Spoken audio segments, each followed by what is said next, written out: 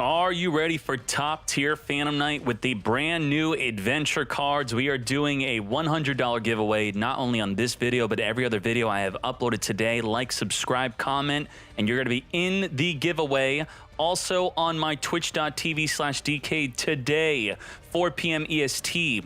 $1,000 meta qualifier tournament. You are going to be showing up and you will be entering another $100 giveaway that is separate from this giveaway. Also, Diamond 1 with the new packs on the Tuesday stream. Let's hop into this. What is going on here? This is the base deck of the Adventure Phantom Knight deck.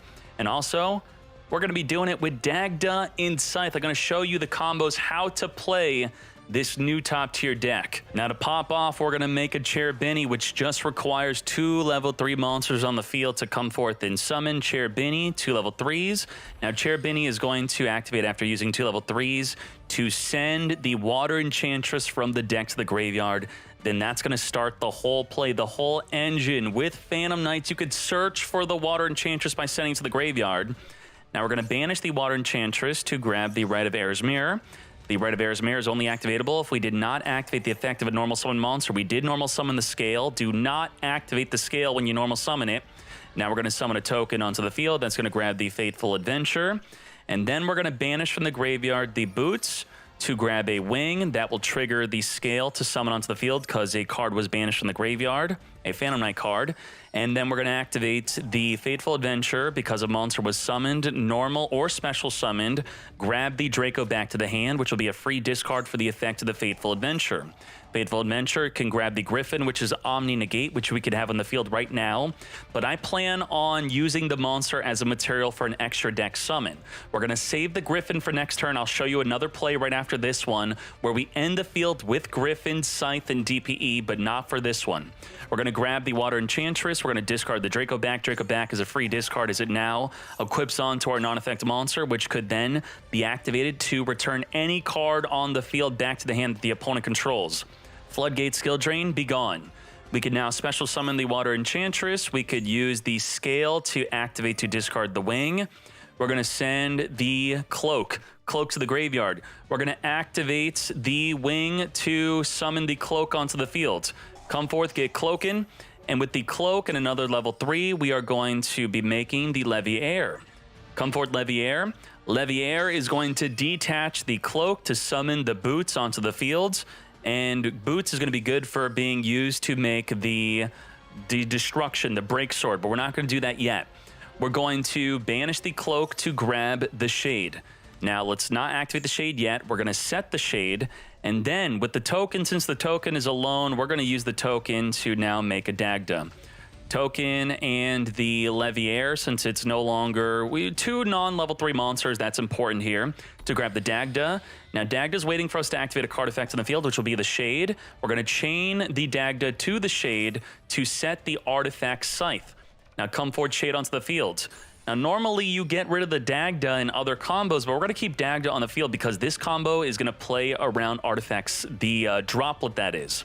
So get ready, we're going to be making a Rusty with the Cherubini and the Shade come forth and summon onto the field.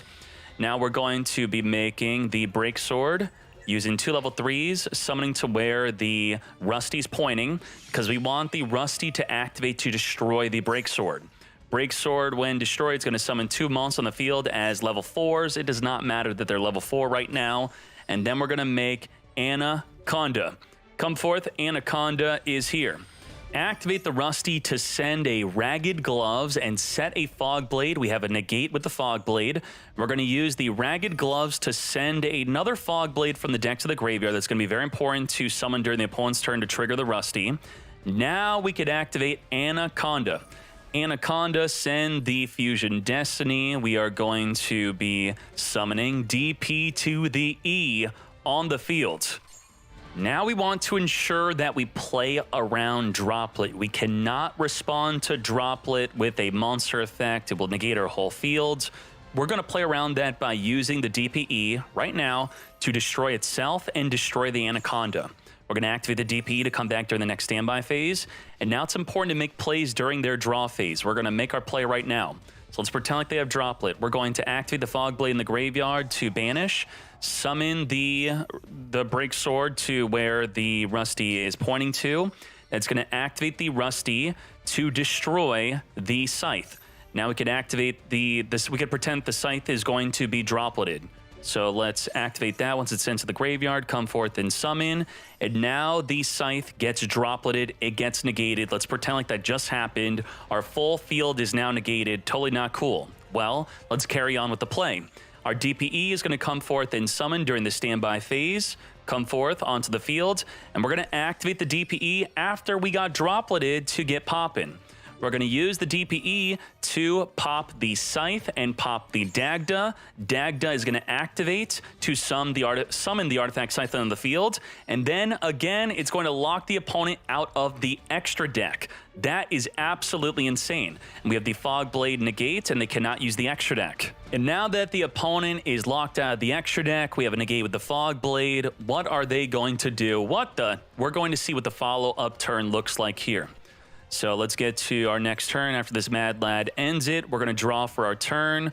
We're not going to use dash. We don't have to do anything. What we're going to do is with the Water Enchantress in the graveyard that we sent to the grave last turn, we're going to banish to grab another Rite of Erismere, which could be from the graveyard or from the deck. We're going to activate to play a token onto the field in attack position.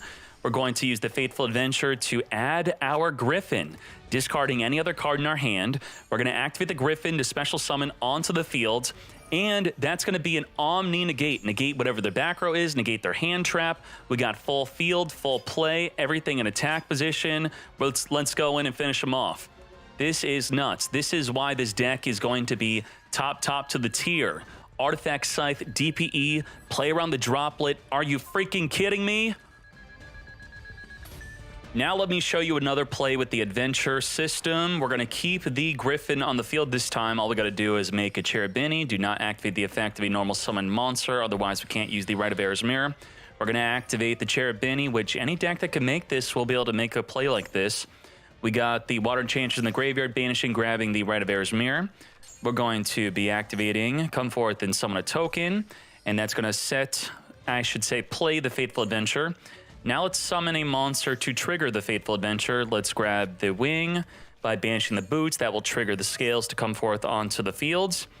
And then that's going to activate the Fateful Adventure, grabbing the Draco back for a free discard.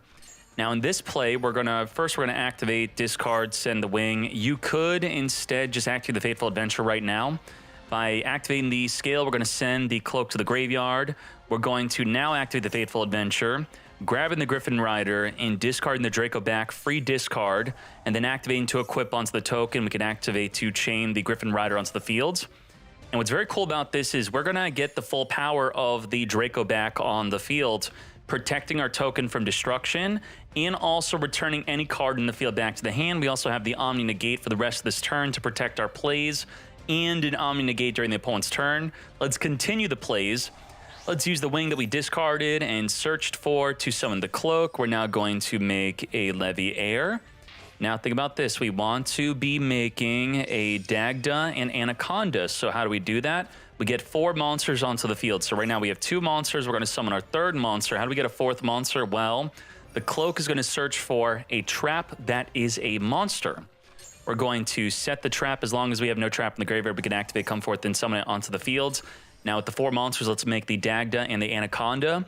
Now the Dagda could be 2 monsters with different names. The Anaconda has to be effect monsters. We have a non-effect monster, which is the Shade. So use the Shade to make the Dagda, and then use the other 2 monsters that have to be effect monsters to make the Anaconda.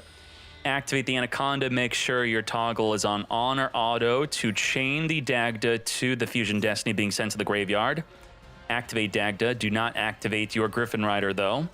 We're going to be setting the Artifact Scythe.